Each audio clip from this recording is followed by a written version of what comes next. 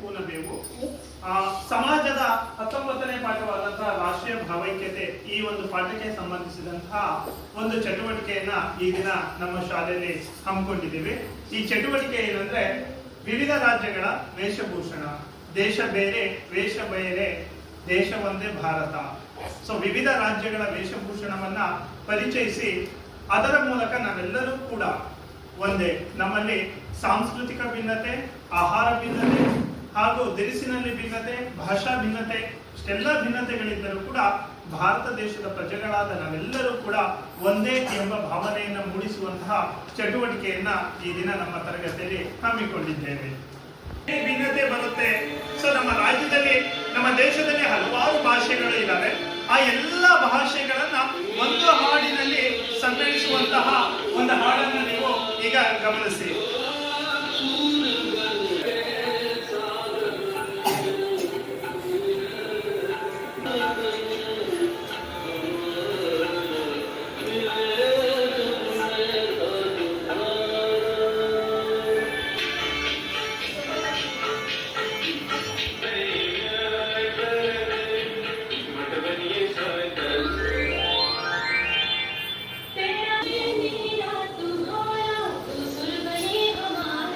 ರಾಜಸ್ಥಾನದ ಒಂದು ಭಾಷೆ, ರಾಜಸ್ಥಾನಿ ಭಾಷೆ.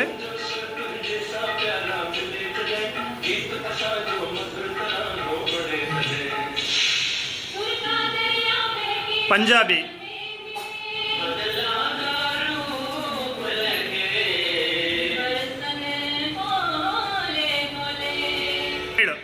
ತಮಿಳು ಭಾಷೆ,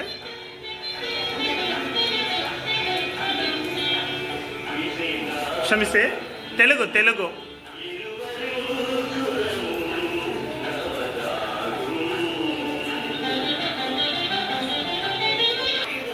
ತಮಿಳು ಭಾಷೆಯ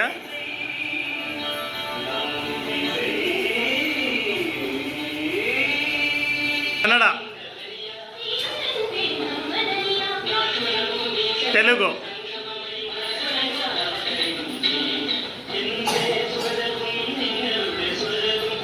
ಮಲಯಾಳಂ,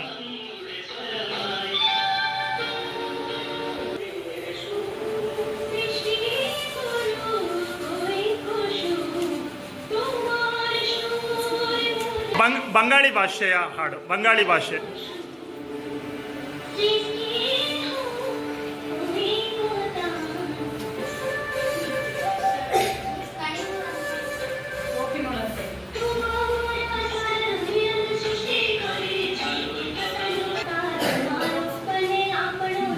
ಇದು ಗುಜರಾತಿ ಅನಿಸುತ್ತೆ, ಗುಜರಾತಿ, ಮರಾಠಿ,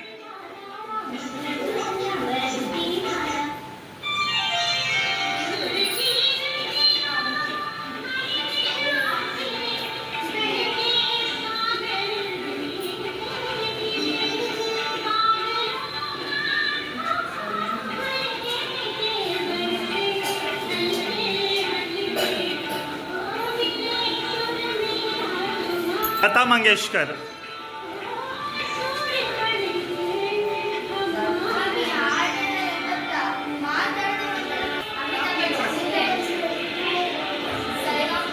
ಇಷ್ಟೆಲ್ಲ ಭಾಷಾ ಭಿನ್ನತೆ ಇದ್ದರೂ ಕೂಡ ಭಾರತೀಯರಾದ ನಾವೆಲ್ಲರೂ ಕೂಡ ಒಂದೇ. ನಮ್ಮ ಪ್ರತಿಯೊಂದು ರಾಜ್ಯದಲ್ಲೂ ಒಂದೊಂದು ಭಾಷೆ ಇರಬಹುದು, ಆದರೆ ನಾವೆಲ್ಲರೂ ಕೂಡ ಭಾರತೀಯರಾಗಿದ್ದೇವೆ ಅನ್ನೋದು ಈ ಹಾಡಿನ ಒಂದು ಹಿನ್ನೆಲೆ. ಸೊ ವೇಷ ಬೇರೆ, ಭಾಷೆ ಬೇರೆ, ದೇಶ ಒಂದೇ ಭಾರತ. ಹಾಡನ್ನ ನೋಡಿದ್ರಲ್ವಾ, ಹಾಡಲ್ಲಿ ನಮ್ಮ ದೇಶದ ಎಲ್ಲ ರಾಜ್ಯಗಳ ಭಾಷೆಗಳು, ಕನ್ನಡವನ್ನು ಸಹಿತ, ಬಂಗಾಳಿ, ಪಂಜಾಬಿ, ಹಿಂದಿ ಎಲ್ಲ ಭಾಷೆಗಳು ಒಂದು. ಭಾಷೆ ಹಲವು ಇರಬಹುದು, ಆದರೆ ನಾವೆಲ್ಲರೂ ಭಾರತೀಯರು ಅನ್ನೋದು ಈ ಒಂದು ಹಾಡಿನ ಹಿನ್ನೆಲೆ. ಸೊ ಇದು ಭಾಷಾ ಭಿನ್ನತೆಯನ್ನ ಹೇಗೆ ಒಗ್ಗೂಡಿಸಿದೆ ದೇಶ ಅನ್ನೋದನ್ನ ನೋಡಿದ್ದಾದ್ರೆ, ಈಗ ವೇಷಗಳ ಭಿನ್ನತೆ ಹೇಗೆ ಭಾವೈಕ್ಯತೆಯನ್ನ ಮೂಡಿಸ್ತಾ ಇದೆ ಅನ್ನೋದನ್ನ ಮುಂದಿನ ಚಟುವಟಿಕೆ ನೋಡೋಣ. ಇದು ಬಾಲಕರು,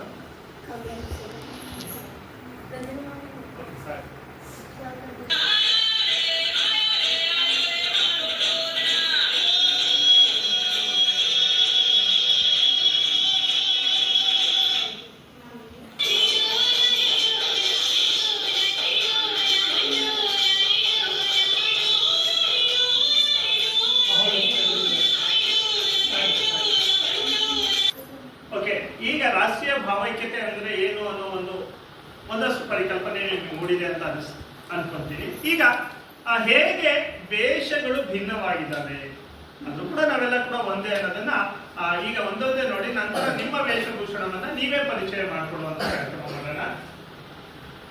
ಸೊ ನೋಡಿ, ಇದು ಕೇರಳದಲ್ಲಿರುವಂತಹ ಒಂದು ಸಾಮಾನ್ಯವಾದಂತಹ ವೇಷಭೂಷಣವಾಗಿರುತ್ತೆ.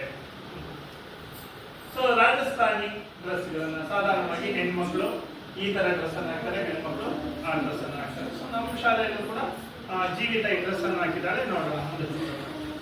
ಸೊ ಮಹಾರಾಷ್ಟ್ರ ಶೈಲಿಯಾದಂತಹ ಡ್ರೆಸ್, ಪಂಜಾಬ್ ಅಲ್ಲಿ ಸಾಧಾರಣ ಪಂಜಾಬಿ ಡ್ರೆಸ್ ಅನ್ನ ಹಾಕ್ತಾರೆ.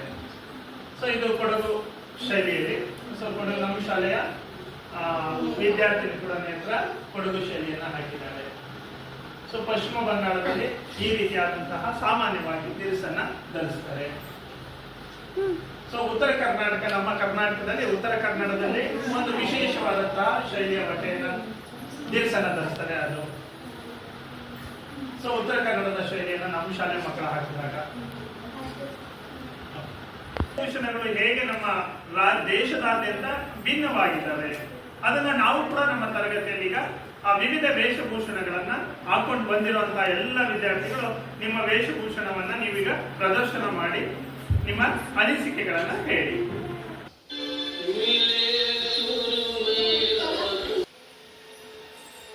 ನಾನು ಉತ್ತರ ಕರ್ನಾಟಕದ ವೇಷಭೂಷಣ ಧರಿಸಿದ್ದೇನೆ.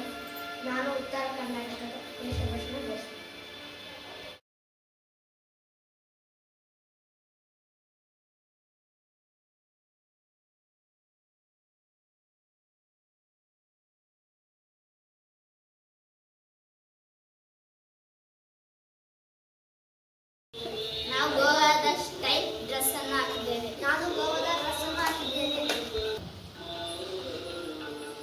ನಾನು ಮುಸ್ಲಿಂ ವೇಷವನ್ನು ಧರಿಸಿದ್ದೇನೆ. ಉತ್ತರಾಯಣ ರಾಜಸ್ಥಾನಿ ಬಟ್ಟೆಯನ್ನು ಹಾಕಿದ್ದೇವೆ. ನಾವು ರಾಜಸ್ಥಾನಿ ಡ್ರೆಸ್ ಅನ್ನು ಹಾಕಿದ್ದೇವೆ. ನಾನು ಕೇರಳದ ಉಡುಪನ್ನು ಧರಿಸಿದ್ದೇನೆ. ಸ್ಟಾರ್ಟ್.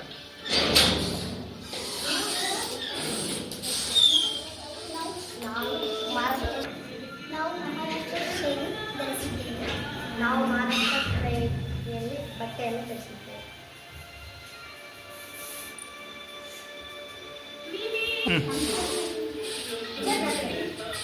ನಾವು ಬೆಂಗಾಳಿ ಡ್ರೆಸ್ ಹಾಕಿದ್ದೇವೆ.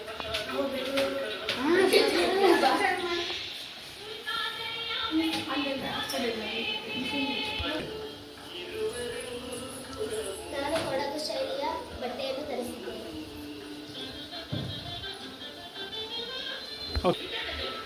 ನಾನು ಆಂಧ್ರದ ಡ್ರೆಸ್ ಅನ್ನು ಧರಿಸಿದ್ದೇನೆ.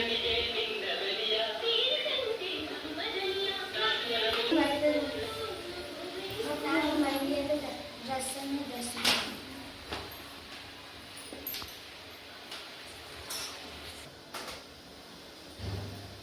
ನಾನು ಗುಜರಾತ್ ಬಟ್ಟೆಯನ್ನು ಧರಿಸಿದ್ದೇನೆ.